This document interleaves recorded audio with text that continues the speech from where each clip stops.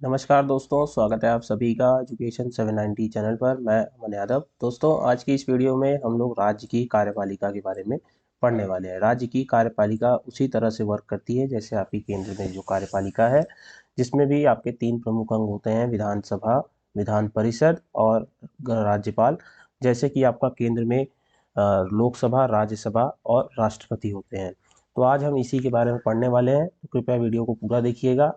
और अगर आपको अच्छा लगे तो हमारे चैनल को जो है अवश्य सब्सक्राइब कीजिएगा और हमारी वीडियो को जो है लाइक अवश्य कीजिएगा। देखिए, राज्यपाल को पढ़ने से पहले कुछ अतिरिक्त जानकारी देख लेते हैं कि देखिए, संविधान के भाग 6 में राज्य शासन के लिए जो है प्रावधान किया गया है कि राज्य में किस प्रकार से शासन चलेगा, इसके बारे में आपका भाग 6 में दिया गया है। और यह प्रावधान आपका जम्मू कश्मीर को छोड़कर सभी राज्यों में जो है लागू होता है। इसके बारे में अभी हम आगे जानेंगे कि जम्मू कश्मीर में ये प्रावधान अभी है कि नहीं है, इसके बारे में आगे हम देखेंगे। देखिए, राज्य की कार्यपालिका का प्रमुख आपका राज्यपाल होता है, ठीक है। केंद्र की कार्यपालिका का प्रमुख आपका राष्ट्रपति होता है, उसी प्रकार से राज्य की कार्यपालिका का प्रमुख राज्यपाल होता है। और वह प्रत्यक्ष रूप से अथवा अधीनस्थ अधिकारियों के माध्यम से इसका उपयोग करता है। इसके बाद देखिए, राज्यों में राज्यपाल की स्थिति कार्यपालिका के प्रधान की होती है, परंतु वास्तविक शक्ति मुख्यमंत्री के नेतृत्व में मंत्रिपरिषद में निहित होती है। तो यहाँ क्या होगा, मुख्यमंत्री और उसकी मंत्रिपरिषद की सलाह पर ही जो है राज्यपाल कार्य करता है। देखिए, मूल संविधान में अनुच्छेद 153 में यह उल्लेख किया गया था कि प्रत्येक राज्य के लिए जो है एक राज्यपाल होगा। लेकिन 7वें संविधान संशोधन 1956 द्वारा एक इसमें क्या कहते हैं परंतु जोड़ा गया कि एक ही व्यक्ति जो है दो राज्यों या दो से अधिक राज्यों का भी जो है क्या कहते हैं राज्यपाल नियुक्त किया जा सकता है। और ये हमने देखा भी है कि कई राज्यों के जो है एक ही राज्यपाल नियुक्त है। आगे चलिए, आगे देखिए, राज्यपाल बनने की आखिर क्या योग्यता है उसको भी हम लोग देख लेते हैं। देखिए, राज्यपाल बनने के लिए जो योग्यता है वह यह है कि वह भारत का नागरिक होना चाहिए, 35 वर्ष की उम्र पूरी कर चुका हो और किसी भी प्रकार के लाभ के पद पर नहीं हो। लाभ का पद मतलब जो सरकारी नौकरी होती है वो एक तरह की लाभ की पद है, तो इस तरह से जो है वो किसी भी पद पर धारण नहीं किया हो और राज्य विधानसभा का सदस्य चुने जाने योग्य हो। तो ये चार जो है आपके उसकी योग्यता है। और ये जो है आप राष्ट्रपति से कंपेयर करके भी पढ़ सकते हैं, क्योंकि उसमें भी आपका 35 भारत का नागरिक होना चाहिए, 35 वर्ष की उम्र होनी चाहिए और किसी भी लाभ के पद पर ना हो। लेकिन वहाँ पे क्या है कि वह लोकसभा का सदस्य चुने जाने योग्य है। और उसमें एक चीज और है कि उसमें 50 प्रस्तावक, 50 अनुमोदक भी उसमें होने चाहिए। आगे देखिए, अनुच्छेद 156(1) में देखिए, राज्यपाल की नियुक्ति राष्ट्रपति द्वारा 5 वर्षों की अवधि की जाती है, परंतु यह राष्ट्रपति के प्रसाद पर्यंत ही पद धारण करता है। तो जब तक राष्ट्रपति चाहेगा तभी तक ये पद धारण कर सकता है, अन्यथा जो है इसे हटा दिया जाता है। अब देखिए, 156(2) में जो है आपका राज्यपाल के पद त्याग से संबंधित जो है आपके दिया गया है। लेकिन एक बात याद रखिएगा, भारत के संविधान में राज्यपाल को उसके पद से हटाने हेतु किसी भी प्रक्रिया का उल्लेख नहीं किया गया, क्योंकि राष्ट्रपति को हटाने के लिए महाभियोग की क्या कहते हैं दिया गया है, महाभियोग। ऐसे ही क्या कहते हैं वाइस प्रेसिडेंट के बारे में, लेकिन क्या कहते हैं आपके गवर्नर के लिए किसी भी प्रक्रिया का उल्लेख नहीं किया गया है। अब देखिए, राज्यपाल का जो वेतन है वो 3,50,000 रुपए है, ठीक है, पर मंथ। और वह अगर दो या दो से अधिक राज्यों का एक ही राज्यपाल है तब उसे दोनों राज्यों का जो है वेतन अनुपात में दिया जाएगा। ये कौन निर्धारित करेगा, तो ये राष्ट्रपति निर्धारित करेगा। अब देखिए, राज्यपाल पद ग्रहण से पूर्व जो है उच्च न्यायालय के मुख्य न्यायाधीश या वरिष्ठतम न्यायाधीश के सम्मुख अपने पद की जो है शपथ लेते हैं। तो किसके सम्मुख लेते हैं, तो याद रखिएगा, हाई कोर्ट के मुख्य न्यायाधीश या वरिष्ठतम न्यायाधीश के सामने जो है यह पद ग्रहण की शपथ लेते हैं। ये आप लोग याद रखिएगा। नेक्स्ट देखिए, राष्ट्रपति की उन्मुक्तियों और विशेषाधिकार। अब देखिए, उनके पास कौन कौन से विशेष अधिकार हैं जिनका वो अपने कार्यकाल में प्रयोग कर सकते हैं। देखिए, वह अपने पद की शक्तियों के प्रयोग एवं कर्तव्यों के पालन के लिए किसी न्यायालय के प्रति उत्तरदायी नहीं होंगे। मतलब अगर वो कोई भी ऐसा निर्णय लेते हैं लेकिन किसी न्यायालय में हम उसे चुनौती नहीं दे सकते हैं। राज्यपाल की पदावधि के दौरान उसके विरुद्ध किसी भी न्यायालय में किसी प्रकार की आपराधिक कार्रवाई नहीं प्रारंभ की जा सकती है। जब तक वो पद पे है, जब तक वो 5 साल की अवधि में अपने पद धारण किए हैं, तब तक उनके खिलाफ किसी भी न्यायालय में जो है आपराधिक कार्रवाई नहीं की जा सकती। तीसरा देखिए, जब वह पद पर हो तब उसकी गिरफ्तारी का आदेश भी किसी न्यायालय द्वारा जारी नहीं किया जा सकता है। और चौथा पॉइंट क्या है कि राज्यपाल का पद ग्रहण करने से पूर्व या पश्चात उसके द्वारा किए गए कार्य के संबंध में कोई सिविल कार्रवाई करने से पहले उसे 2 मास पूर्व की सूचना देनी पड़ती है। तो ये जो है उसके विशेषाधिकार है कि वो अपने पद की शक्तियों और प्रयोग के पालन के लिए किसी भी न्यायालय में उत्तरदायी नहीं होंगे। राज्यपाल की पदावधि के दौरान किसी भी न्यायालय में जो है उनके खिलाफ आपराधिक कार्रवाई नहीं चलाई जा सकती। और तीसरा क्या है कि जब वह पद पर होगा तो गिरफ्तारी का आदेश भी नहीं जारी किया जा सकता न्यायालय के द्वारा। और राज्यपाल के पद ग्रहण से पूर्व और उसके क्या कहते हैं बाद में उसके खिलाफ कोई भी सिविल कार्रवाई नहीं होगी। अगर करनी होगी सिविल कार्रवाई तो 2 महीने पहले जो है उसे सूचना देनी पड़ती है। अब देखिए राज्यपाल की शक्तियों और उसके कार्यों को यहाँ पे अब हम लोग देखेंगे। उसको हम लोग 5 भागों में पढ़ेंगे। देखिए पहला है कार्यपालिका संबंधी शक्ति, फिर हम लोग देखेंगे उसकी विधायी अधिकार, फिर उसके बाद देखेंगे वित्तीय अधिकार और फिर हम देखेंगे न्यायिक अधिकार और आपात शक्ति। तो ये 5 चीजों को हम लोग जो है इसमें पढ़ेंगे एक एक करके। तो पहला हम देखेंगे कि कार्यपालिका से संबंधित उसके पास कौन कौन से जो है इसके कार्य हैं। देखिए राज्य के समस्त कार्य जो है आपके कार्यपालिका जो राज्य की जो समस्त कार्यपालिका के कार्य हैं वो राज्यपाल के नाम से किए जाते हैं। जैसे आपका केंद्र में राष्ट्रपति जो है राज्य का पूरे देश का प्रमुख होता है, वहाँ पे राज्य मतलब देश का बात होती है। उसी प्रकार से जो राज्यपाल है वो राज्य का प्रमुख होता है। ठीक है, याद रखिएगा। तो जो राज्य के जितने भी कार्य होंगे वो राज्यपाल के नाम पर ही किए जाएंगे, गवर्नर के नाम पे। देखिए राज्यपाल जो है मुख्यमंत्री को और मुख्यमंत्री की सलाह से उसकी मंत्री परिषद के सदस्यों को नियुक्त करता है और उन्हें पद एवं गोपनीयता की शपथ दिलाता है। देखिए याद रखिएगा राज्यपाल को पढ़ते वक्त आप लोग राष्ट्रपति को भी जो है कंपेयर करते चलिएगा, इससे बड़ा आसान हो जाएगा आपको पढ़ना। तो जिस प्रकार से वहां पर राष्ट्रपति जो है प्रधानमंत्री और उसकी मंत्री परिषद को क्या कहते हैं शपथ दिलाता है, उसी प्रकार से यहाँ पर राज्यपाल मुख्यमंत्री को और मुख्यमंत्री की मंत्री परिषद को जो है नियुक्त भी करता है। ठीक है, मुख्यमंत्री की सलाह पर नियुक्त करता है मंत्री परिषद को और उन्हें जो है पद एवं गोपनीयता की शपथ दिलाता है। तीसरा देखिए राज्यपाल राज्य के उच्च अधिकारियों जैसे मुख्य सचिव, महाधिवक्ता और राज्य लोक सेवा आयोग के सदस्यों की जो है नियुक्ति करता है। तो ये 3 पॉइंट होगा यहाँ पर। आगे देखिए जो ये अनुच्छेद हाईलाइटेड है इनको अवश्य याद रखिएगा। जैसे अनुच्छेद 317 में राज्य लोक सेवा आयोग के सदस्यों को राज्यपाल नहीं हटा सकता।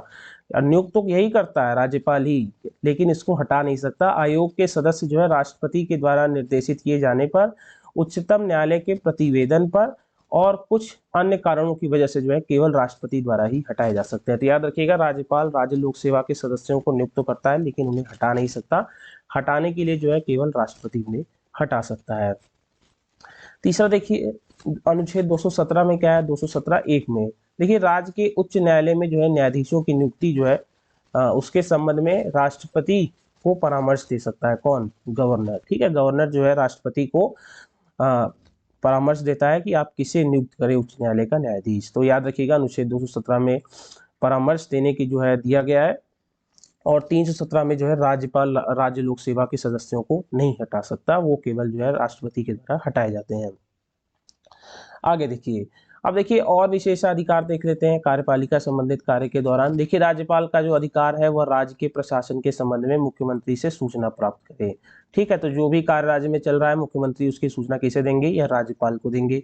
राज्य फिर देखिए राष्ट्रपति शासन के समय जो है राज्यपाल केंद्र सरकार के अभिकर्ता के रूप में राज्य का प्रशासन करता है। कमेंट बॉक्स में बताइएगा कि राष्ट्रपति शासन किस अनुच्छेद के तहत लगाया जाता है। ठीक है, जो बताएगा उसका हम अगली वीडियो में नाम लेंगे। तो राष्ट्रपति शासन के समय राज्यपाल केंद्र सरकार के अभिकर्ता के रूप में कार्य करता है। मतलब जब राज्य में राष्ट्रपति शासन लागू होता है तो उस समय जो है केंद्र का जो क्या कहते हैं एक संयोजक के रूप में काम करता है वो राष्ट्रपति करता है। ठीक है, क्योंकि ये डायरेक्ट गवर्नमेंट के द्वारा जो है ये वहां पर क्या कहते हैं बनाए जाते हैं, तो इसलिए जो है ये राज्य की जितनी भी कार्य होती है सीधा राष्ट्रपति को जाकर बताते हैं। ठीक है, याद रखिएगा। अगला देखिए, देखिए कि राज्यपाल जो है राज्य के विश्वविद्यालयों का कुलाधिपति भी होता है। ठीक है, चांसलर होते हैं और उप कुलपतियों को भी यह नियुक्त करते हैं। तो याद रखिएगा जो विश्वविद्यालय होते हैं उनका चांसलर जो है उस राज्य के राज्यपाल होते हैं, ये आप लोग याद रखिएगा। और उसके बाद ये जो है वाइस चांसलर को जो है नियुक्त करते हैं।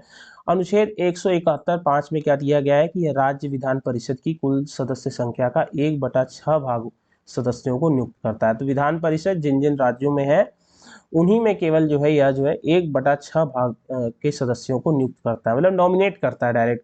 जिनका संबंध आपका किससे रहता है? विज्ञान से रहता है, साहित्य से रहता है, कला से रहता है, समाज सेवा, सहकारी आंदोलन से रहता है। जिस प्रकार से राष्ट्रपति वहां पर 12 सदस्यों को नियुक्त करता है, यहाँ पर कुल सदस्य का 1/6 भाग जो है यह नियुक्त करता है। यह देखिए यहाँ पे ध्यान देने वाली योग्य बात है कि राज्यसभा से संबंधित तत्समान सूची में सहकारी आंदोलन आपका सम्मिलित नहीं किया गया है।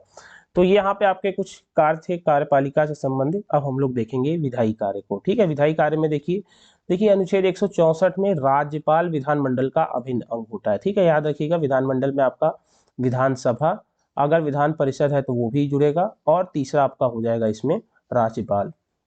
तो अनुच्छेद 164 के तहत क्या है कि राज्यपाल जो है वो विधानमंडल का अंग है। अब देखिए राज्यपाल विधानमंडल का 17 करता है, 17 करता है, मतलब सत्र की जो है शुरुआत भी यही करता है और उसे विघटित भी मतलब यही करता है। कौन करता है? राज्यपाल करता है राज्य में, तथा उसका विघटन करता है। राज्यपाल विधानसभा के अधिवेशन अथवा दोनों सदनों के संयुक्त अधिवेशन को जो है यह संबोधित करता है। संयुक्त कब अधिवेशन होता है ये लोग आप जानते ही हैं। ठीक है, जब किसी बिल पे जो है सही दोनों मत नहीं बैठते दोनों सदन के, तब जाके जो है संयुक्त अधिवेशन बुलाया जाता है। तो देखिए 17 भी यही करता है कि शुरुआत भी यही करेगा और उसका विघटन भी यही करता है राज्यपाल। और राज्यपाल विधानसभा के अधिवेशन तथा दोनों सदनों के संयुक्त अधिवेशन को संबोधित भी करता है। इसके बाद देखिए तीसरा कि राज्य विधानसभा के किसी सदस्य पर अयोग्यता का प्रश्न अगर उत्पन्न होता है तो अयोग्यता संबंधी विवाद का निर्धारण राज्यपाल चुनाव आयोग से परामर्श करके करता है कि वह जो राज्य विधानसभा का जो सदस्य है वो अयोग्य है कि नहीं है।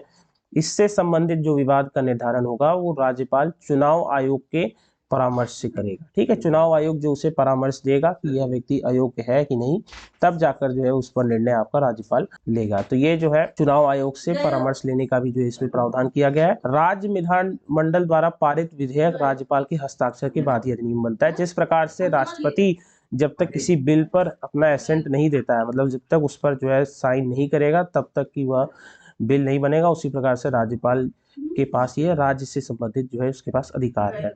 अनुच्छेद 337 में देखिए यदि विधानसभा में आंग्ल भारतीय समुदाय की पर्याप्त प्रतिनिधित्व नहीं प्राप्त है तो राज्यपाल उस समुदाय के एक व्यक्ति को विधानसभा का सदस्य मनोनीत कर सकता है। लेकिन फिलहाल आंग्ल भारतीय समुदाय का जो रिजर्वेशन था वो 104 अमेंडमेंट के तहत जो है आपका हटा दिया गया है। तो ठीक है, आंग्ल भारतीय पहले जो है नियुक्त करता था अगर उनका प्रतिनिधित्व प्राप्त नहीं है, लेकिन फिलहाल अभी ये हटा दिया गया है। अनुच्छेद 213 में क्या है कि जब विधानमंडल का सत्र नहीं चल रहा है तो राज्यपाल को ऐसा लगे कि कोई तात्काल कार्रवाई की आवश्यकता है तो वह जो है अध्यादेश जारी कर सकता है। तो याद रखिएगा कि अध्यादेश जारी करने का जो राज्यपाल का अधिकार है वो अनुच्छेद 213 में आपका दिया गया है। तो जब विधानमंडल जब सत्र में नहीं है और राज्यपाल को ऐसा लग रहा है कि तात्काल कार्रवाई की आवश्यकता है तो वह जो है अध्यादेश जारी कर सकता है, जिसका वर्णन आपका अनुच्छेद 213 में है, और जिसे वही स्थान प्राप्त है जो विधानमंडल के द्वारा पारित किसी अधिनियम का होता है। ठीक है, जो अध्यादेश की जो ताकत होती है वो विधानमंडल के द्वारा पारित किसी एक्ट के जो है बराबर होती है। लेकिन याद रखिएगा जब अध्यादेश जो है केवल 6 सप्ताह के भीतर विधानमंडल में स्वीकृत होना आवश्यक है। अगर नहीं होगा तो जो है अध्यादेश की वैधता आपकी समाप्त हो जाएगी। ठीक है, तो 6 सप्ताह के भीतर उसे स्वीकृति मिलना आवश्यक है, नहीं तो उसकी जो है वैधता जो है समाप्त हो जाएगी। तो याद रखिएगा 213 में अध्यादेश जारी करने का आपका राज्यपाल का अधिकार है। चलिए नेक्स्ट देख लेते हैं। चलिए अनुच्छेद 201 को हम लोग देख लेते हैं।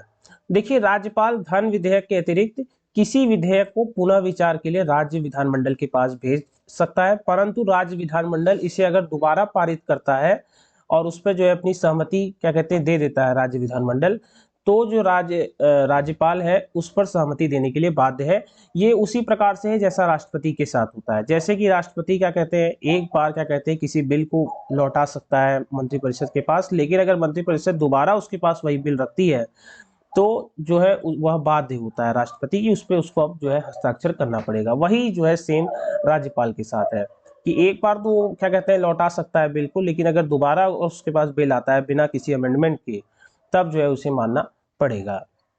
तो याद रखिएगा ये किस अनुच्छेद के तहत है, तो ये आपका अनुच्छेद 201 के तहत है। इसके बाद देखिए राष्ट्रपति के लिए आरक्षित विधेयक जब राष्ट्रपति के निर्देश पर राज्यपाल पुनर्विचार के लिए विधानमंडल को लौटा दे तो ऐसे लौटाए जाने पर विधानमंडल 6 मास के भीतर उस विधेयक पर पुनर्विचार करेगा। यदि उसे पुनः पारित किया जाता है तो विधेयक राष्ट्रपति को पुनः जो है प्रस्तुत किया जाएगा, किंतु इस पर भी राष्ट्रपति के लिए अनुमति देना आपका अनिवार्य नहीं है। चलिए अगला देखिए राष्ट्रपति के लिए आरक्षित विधेयक जब राष्ट्रपति के निर्देश पर राज्यपाल पुनर्विचार के लिए विधानमंडल को लौटा दे तो ऐसे लौटाए जाने पर विधानमंडल 6 मास के भीतर उस विधेयक पर पुनर्विचार करेगा। ठीक है, कितने महीने के अंदर पुनर्विचार करेगा? 6 मास के भीतर करेगा। पारित किया जाता है तो विधेयक राष्ट्रपति को पुनः प्रस्तुत किया जाएगा, किंतु इस बार भी राष्ट्रपति के लिए अनुमति देना अनिवार्य नहीं है। तो ये बात आप लोग याद रखिएगा। अगला देखिए, राज्यपाल किसी विधेयक को राष्ट्रपति के विचार के लिए आरक्षित रख सकता है और यह आरक्षित विधेयक तभी प्रभावी होगा जब राष्ट्रपति उसे अनुमति क्या कहते हैं प्रदान करेगा। राज्यपाल को राष्ट्रपति के विधेयक आरक्षित करना उस समय अनिवार्य है जब विधेयक उच्च न्यायालय की शक्तियों का अल्पीकरण करता है, जिससे यदि विधायक विधि बन जाएगा तो उच्च न्यायालय की संवैधानिक स्थिति को खतरा है। तो याद रखिएगा, उच्च न्यायालय से की शक्तियों को अगर कम करने के लिए कोई विधेयक बनता है तो उससे संबंधित विधेयक जो है राष्ट्रपति के अनुमति जो है उससे ली जाएगी, क्योंकि इससे जो है संवैधानिक स्थिति को खतरा हो जाएगा राज्य में। अगला देखिए, अब देखिए वित्तीय अधिकार को हम देखेंगे कि राज्यपाल के पास वित्त से संबंधित, पैसे से संबंधित कौन से अधिकार है। तो देखिए, राज्यपाल जो है प्रत्येक वित्तीय वर्ष में वित्त मंत्री को विधानमंडल के सम्मुख वार्षिक वित्तीय विवरण प्रस्तुत करने के लिए कहता है। तो राज्यपाल प्रत्येक वित्तीय वर्ष में वित्त मंत्री को, किस वित्त मंत्री? राज्य के वित्त मंत्री को विधानमंडल के सम्मुख वार्षिक वित्तीय विवरण प्रस्तुत करने के लिए आपका कहता है। तो जो भी क्या कहते हैं मतलब पहले जो वार्षिक जो आपका शुरू होता है 1 अप्रैल को, उसमें जो आपका विवरण जो प्रस्तुत करेगा वो राज्यपाल जिसको नियुक्त करेगा वित्त मंत्री को, उससे करवाता है। इसके बाद देखिए, विधानसभा में धन विधेयक राज्यपाल की पूर्व अनुमति से ही पेश किया जाता है। इसलिए जब भी राज्यपाल की पूर्व अनुमति से जो है क्या कहते हैं कोई भी बिल पास, धन विधेयक पास किया जाता है, तो जब उस बिल को विधानसभा से जब क्या कहते हैं पूरा तरीके से पास करके जब राज्यपाल के पास रखा जाता है तो राज्यपाल उस पर हस्ताक्षर करने के लिए इसीलिए बाधित है क्योंकि पहले ही उसकी अनुमति से जो है उस बिल को लाया गया था।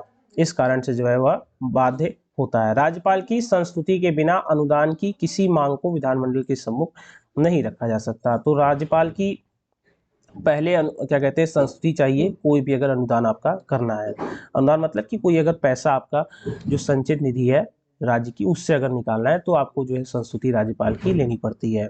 ऐसा कोई विधेयक जो राज्य की संचित निधि से खर्च निकालने की व्यवस्था करता हो, उस समय तक विधानमंडल द्वारा पारित नहीं किया जा सकता जब तक कि राज्यपाल इसे संस्तुति ना कर देती। ये बात आप लोग याद रखिएगा। अगला देखिए, राज्य वित्त आयोग किसी राज्य के राज्यपाल को उस विशेष राज्य की पंचायतों द्वारा विनियोजित हो सकने वाले करों एवं शुल्कों के निर्धारण के सिद्धांतों के विषय में आपका संस्तुति करता है। तो कौन करता है संस्तुति? तो याद रखिएगा, राज्य वित्त आयोग जो है किसी राज्यपाल को जो है ये चीज बताता है।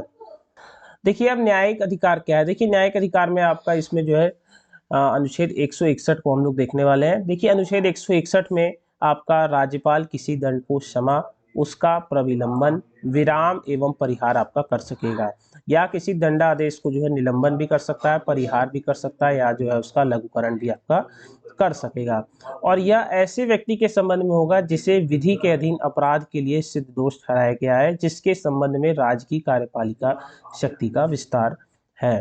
तो राज्यपाल के पास जो क्षमा क्या कहते हैं क्षमादान की शक्ति है वो आपका 161 में आपका निहित है, जिसके तहत वो जो है दंड को क्षमा, उसका प्रविलंबन, विराम और परिहार कर सकेगा। इनके बारे में अगर आपको पढ़ना है तो आप हमारी राष्ट्रपति की वीडियो देख सकते हैं प्लेलिस्ट में जाकर। ठीक है, तो क्षमा, प्रविलंबन, विराम या परिहार कर सकेगा दंड का, और किसी अगर दंड का आदेश दिया गया है तो उसका निलंबन, परिहार या लघुकरण कर सकेगा। तो याद रखिएगा कि राज्यपाल एक अनुच्छेद 161 के तहत जो है आपका क्या कहते हैं क्या करता है क्षमादान की उसको शक्ति प्राप्त है।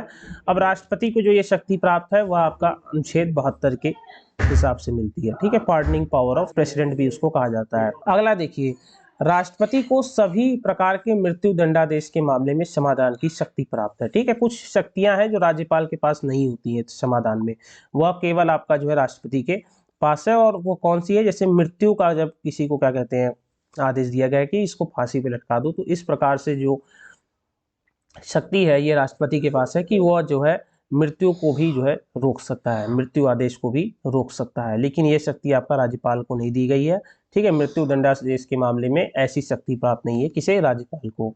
इस प्रकार अगर सेना से रिलेटेड कोई जो है आपका कोर्ट मार्शल के दंड आदेश दिए गए हैं तो उसमें भी जो है आपका राष्ट्रपति को ही समाधान की शक्ति है, राज्यपाल को ऐसी शक्ति प्राप्त नहीं है। और ये सीधी सी बात है क्योंकि राज्यपाल जो है क्या कहते हैं, सेना का प्रमुख भी होता है। अब देखिए पांचवा है आपका आपात शक्ति। तो राज्यपाल कोई आपात लागू नहीं कर सकता, लेकिन हाँ एक बार यहाँ पे पढ़िए, जब राज्यपाल को यह समाधान हो जाता है कि ऐसी परिस्थितियां उत्पन्न हो गई हैं जिसमें राज्य का शासन संविधान के उपबंधों मतलब नियमों के अनुसार नहीं चलाया जा सकता, तो वह राष्ट्रपति को प्रतिवेदन भेजकर, किसके हिसाब से, प्रतिवेदन भेजता है कि आप जो है अब इस राज्य का जो है शासन ग्रहण कर लीजिए, जिससे हम लोग क्या कहते हैं, राष्ट्रपति शासन कहते हैं।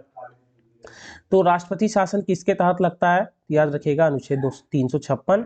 और यह जो है राज्यपाल के कहने पे लगेगा, कि राज्यपाल को जब लगेगा कि भाई राज्य अब सही तरीके से काम नहीं कर पा रहा है, वो संविधान के नियमों के हिसाब से नहीं चल पा रहा है, तो उस समय जो है राज्य का शासन क्या कहते हैं, राष्ट्रपति ग्रहण कर लेगा, जिसे हम सामान्यतः राष्ट्रपति शासन कहते हैं। तो राष्ट्रपति शासन आपका 356 के तहत लगता है, और यह जो है राज्यपाल के कहने पर लगेगा, अगर उसे लगेगा कि संविधान के नियमों के हिसाब से राज्य नहीं चल रहा। अब देखिए राज्यपाल की राज्य में क्या स्थिति है, राज्यपाल की राज्य में वही स्थिति है जो केंद्र में प्रेसिडेंट की होती है, क्योंकि दोनों ही क्या कहते हैं एक तरह से केवल जो है नॉमिनल हेड है, ठीक है, केवल नाम मात्र ही क्या कहते हैं ये प्रमुख है, बाकी रियल में जो पावर होती है वो मुख्यमंत्री और प्रधानमंत्री के हाथों में होती है, केंद्र में प्रधानमंत्री के हाथ में और राज्य में मुख्यमंत्री के हाथ में। यदि हम राज्यपाल के उपयुक्त अधिकारों पर दृष्टिपात करें तो ऐसा लगता है कि राज्यपाल एक बहुत शक्तिशाली अधिकारी है, किंतु वास्तविकता इससे सर्वत्र भिन्न है, क्योंकि वास्तविक में जो शक्तियां होती है वो मुख्यमंत्री और उसकी मंत्रिपरिषद में होती है।